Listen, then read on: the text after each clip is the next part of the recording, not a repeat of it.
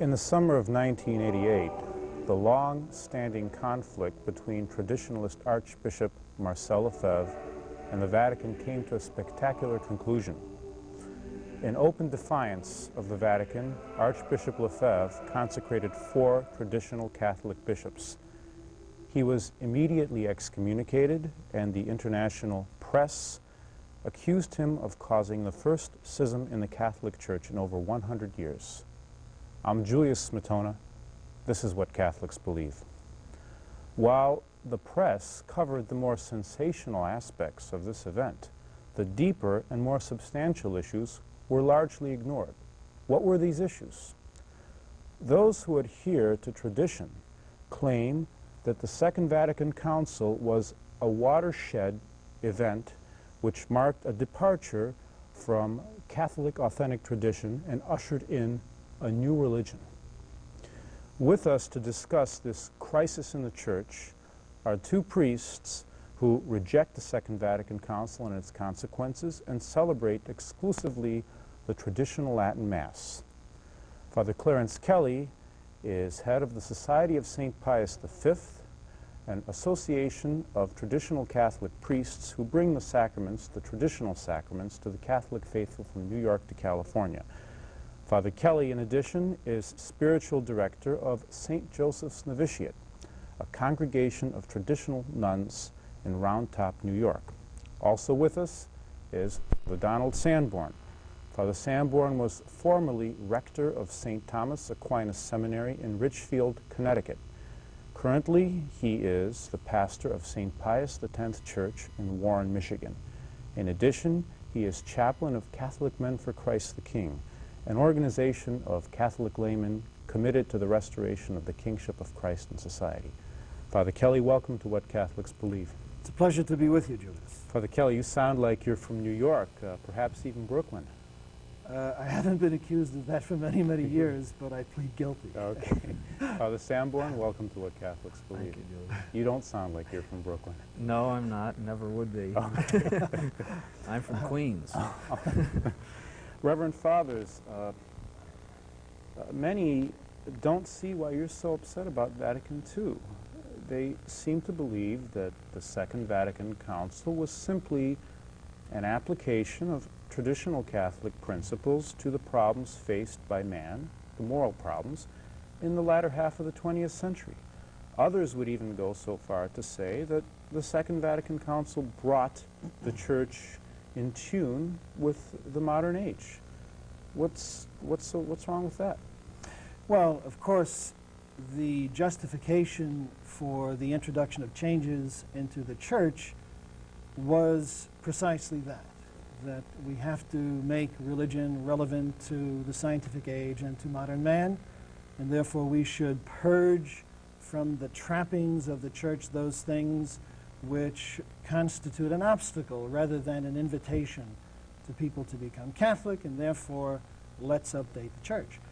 That is the cloak or the camouflage, so to speak, that was used in order to justify what is not the making relevant traditional Catholic beliefs and practices, but rather the wholesale and substantial alteration of things which are essential to the Catholic faith. So in other words, the Second Vatican Council was not the reform of external and non-substantial things, but the Second Vatican Council brought about the essential revision of Catholic faith, morals, and worship, so that the end product is irreconcilable with what they began with. In other words, it was the first step in the creation of a new religion, and that new religion is the religion that is found throughout the world today. You know, there's a conservative publication, I believe it's called Restoration, and it's very critical of Archbishop Lefebvre. They say that, yes, Archbishop Lefebvre always attacks the Second Vatican Council, but when he is forced to produce something concrete, he seems to fall short. He's always yelling about, well, the religious liberty, this is a departure from tradition. But then they say, this is nothing new. Pope Leo XIII said man should not be forced to accept the Catholic faith against his will. You first must understand, in speaking about Vatican II and the changing of the Church to fit the modern world, that the modern world is something which is opposed to the Catholic Church. If we could characterize modern civilization, we would have to say that its main emphasis is on the freedom of the individual. Now, the Church is not against freedom of individuals, but it does say that it is the one true Church of our Lord Jesus Christ. And it has always taught that doctrine and has always defended that doctrine. When the modern world comes along with the idea that we want to believe whatever we want and we should not be constrained by any organization to believe this or that, the Church cannot conform itself to such an idea. And that particular doctrine of the right to believe whatever you want, or liberty of conscience, whatever you want to call it, but the idea that you have a right to believe whatever you want is the key error of Vatican II. And this is found explicitly in the Declaration on Religious Freedom. It says in there that every man has a right to religious freedom, and that this religious freedom is understood to be the right to believe whatever your conscience tells you. That is an abandonment of Catholic teaching. As a matter of fact, this very document asserted, almost word for word, a doctrine that was condemned by the apostolic authority of Pius IX 100 years earlier. In other words, what you're saying is that man does not, or rather what the Church is saying, is that man does not have a right to believe whatever he wants to believe. No, he doesn't. The reason he doesn't is, and most people would be confused about this, most people would say, what in heaven's name is that priest saying? Man doesn't have the right to follow his conscience and so forth.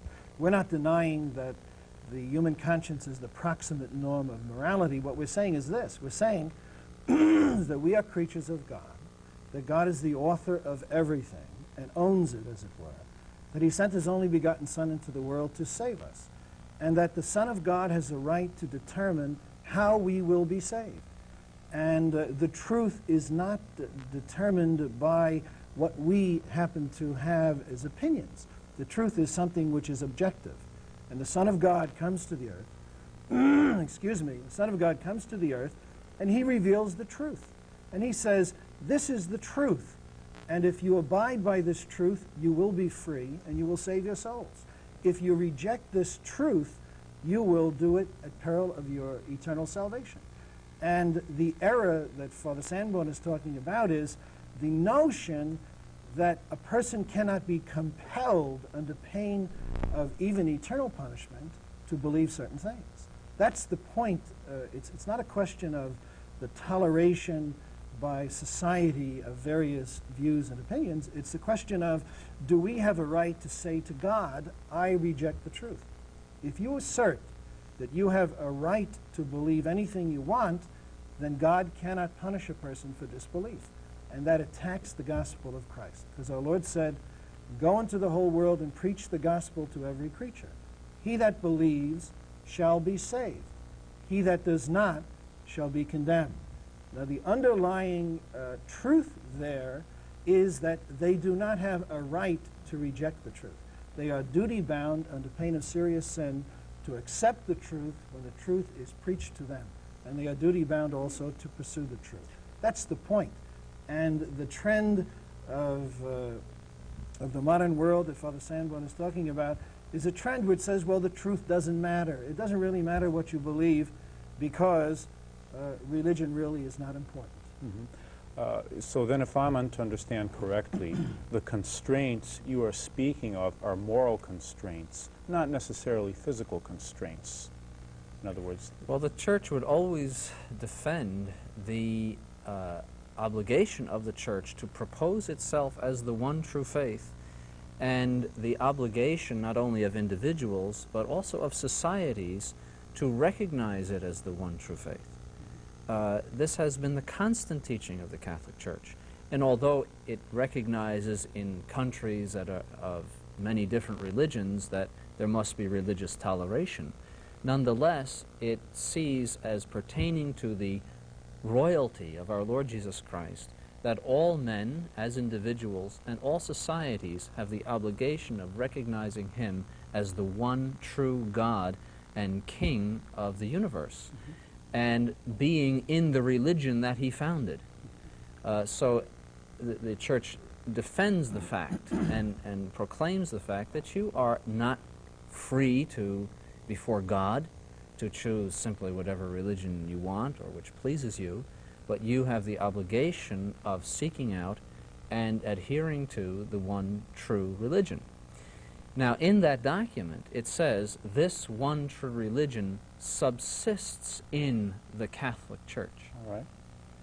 Which again brings us back to the key error of Vatican II, that they failed to identify the one true religion with the Catholic Church. They said rather it subsists in. And in the context of the document and in the discussions and in the context of the effects of Vatican II, the ideas that came out of it, it is clear that what they mean, and you can also cite this from other documents, it is clear that what they mean is that the true religion is found in the Catholic Church, implying also that it is found in other churches. Well, isn't it true that other religions also have elements of the truth in them? If they have elements of the truth, and some do, it is derived either from revelation, which is confided to the Catholic Church, or there are some natural truths that even pagans and philosophers arrived at. That's the only source of the truth, either truth that proceeds from reason or truth that proceeds from revelation. But they do not have proper to themselves anything that they have invented which is true. The point, though, is what is the significance of this? Why are we making a major issue out of something like this? And the reason we're making a major issue out of it is for this. The eternal Son of God became a man born of the Blessed Virgin Mary. He died on the cross and rose from the dead. He established a church. He gave to that church authority to teach and to guide and to rule. And he gave to the church the means by which men would save their souls. That is to say, that they would move from this earth to heaven when they died. It is the duty of the church, it is the mission of the church to bring souls into her fold in order that those souls may be saved. And it is a betrayal of Christ. It is an attack upon the teaching of the popes when some Catholic comes out and says that one religion is as good as another, or that you don't have to be a Catholic. That is an attack on the gospel of Jesus Christ. There is only one church established by him, and that church is the Catholic Church. And it is the duty of the hierarchy to preach that to the world. And when the bishops do not do that, when the bishop, for example, of this diocese refuses to do that, that bishop is a traitor.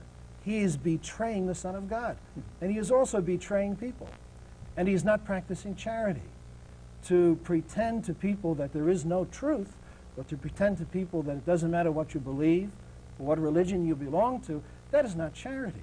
That is a poisonous type of charity which will cause those people to lose their souls. And that's why we are upset about it. We're discussing the second. Say something before. Yes, to further show the context of the error of Vatican II.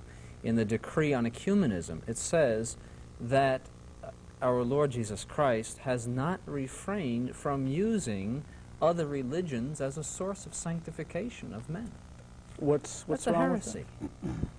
That other religions which may deny his divinity, which may deny his presence in the Holy Eucharist, which may deny many things that are contained explicitly in Revelation, that these are vehicles of the sanctification of men. That's a blasphemy. But Father Sanborn, didn't even the Magi come to worship the Redeemer? They weren't Catholics. It says in the Gospel, they proceeded toward him and they adored him. They came to him and they knelt down before him. There was no changing of Christ to them. Christ was not in any way altered to please them. They came to him and adored him. Father, when you said this is heresy, that means it has to contradict something which was defined. Where was this defined? In the Fourth Council of the Lateran, it said that there is no salvation outside the Catholic Church, meaning there are no means of salvation outside the Catholic Church. The Catholic Church is the sole proprietor of the means of salvation to men. Does that mean that someone who is not officially a member of the Catholic Church cannot be saved? It means that in order to get to heaven, you must be a member of the Catholic Church. Now, it is possible to be a member of the Catholic Church by desire. In other words, if a person is in ignorance through no fault of his own, he doesn't realize or understand that the Catholic Church is the true church, and he loves God above all things and has perfect contrition for his sins, and is baptized, let's say, that surely a person like that would not be lost. But they would not be lost because of the fact that they would be joined to the church by desire, and even by implicit desire.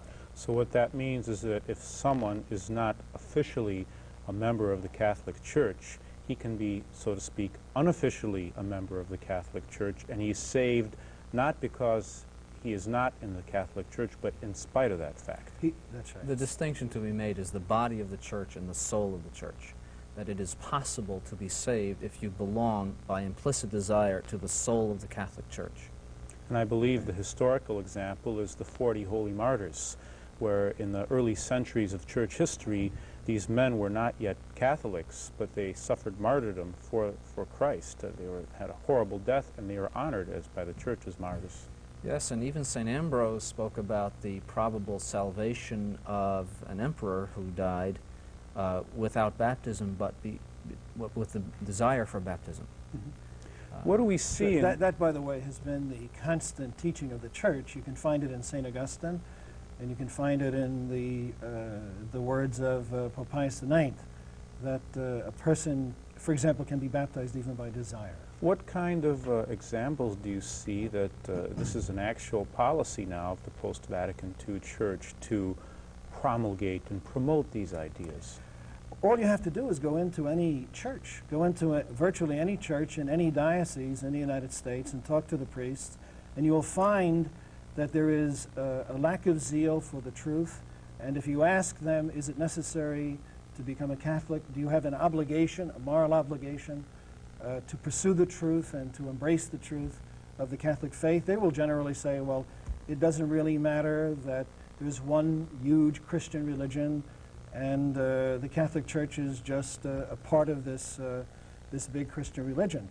And again, what that is a rejection of the obligation to preach the gospel. They should be preaching to the world, here is the truth of Christ, to make it available to souls, instead of pretending to people that it doesn't matter what you believe. Father Jim. You also see on a more official level, John Paul II himself praising Martin Luther, taking part in Lutheran worship, taking part in Jewish worship, even Hindu worship and Spiritist worship in Africa. He told a number of Baptists, a group of Baptist youth in Australia, he said, I am in communion with you. And this underlines the whole idea that there is one big religion, and the differences between the individual religions are merely accidental. That it's all the same, basically. It doesn't matter. And this is on the highest level of the church. We're seeing this. But Father Sanborn, didn't St. Francis de Sales himself say that you catch more flies with honey than with vinegar? Couldn't it be that perhaps John Paul II thinks that, well, in the past we had this very hard line and we just drove people away. Now perhaps it's time to take a more conciliatory approach and bring our separated brothers closer to us. There's an essential difference between compromising your faith on the one hand and on trying to be conciliatory and diplomatic to those who are outside the Catholic faith. He and those who share this opinion are compromising the faith when they take part in non-Catholic worship. That's considered a mortal sin to do that. And it's an implicit abandonment of the Catholic faith when you do that. To try to draw someone by not speaking harshly to them or by being diplomatic with them is an entirely different thing. And saints like St. Francis de Sales was responsible for many hundreds of thousands of conversions that way. There's a difference between drawing people by honey and putting cyanide into the honey. Well, Father Kelly and Father Sanborn, a third area which seems to be the most controversial by Vatican II is how Vatican Council perceived the Church within modern society. And I believe this is a document Archbishop Lefebvre himself has referred to many times, and I believe he did not sign it, along with many other bishops, called The Church in the Modern World. What is the situation with that document? What does it imply? It implies essentially the abandonment of the royalty of our Lord Jesus Christ in the world by saying that implicitly that the Church no longer has the right to impose itself as the one true faith, and that societies no longer have the necessity of recognizing our Lord Jesus Christ as the true God and His Church as the true faith. That is the gist of that document. There is a book, I believe it was called The Year of Three Popes by a gentleman named Hebblethwaite. And I believe there was a quotation there which said that while he was the Bishop of Krakow, Bishop Wojtyła, who subsequently became Pope John Paul II, said that, according to this man, that it is not the duty of the Church to teach others, or words to that effect. Now, is this actually true? Was this said? And what is the significance of this remark? Well, I don't know if he actually said it. It is within the realm of possibility, but that is precisely the duty of the Church. Mm-hmm. Go into the whole world and preach the gospel, were the words of our Lord. And that very notion that it is somehow arrogant or prideful for the Church to set itself up as the teacher over all men is a denial of the mission which was given to the Church by Christ, to teach the truth. Many would say that the Second Vatican Council gave man much more dignity, in that previously he was told what to do, what to believe, and he really had not much say in the matter.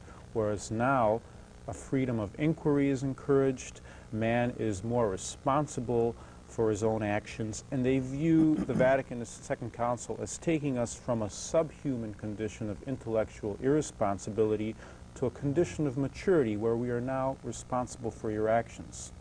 Well, let us say, for example, there was a hospital, and it was a very good hospital run in a very professional way with excellent doctors who were superbly trained, and they were very, very skilled.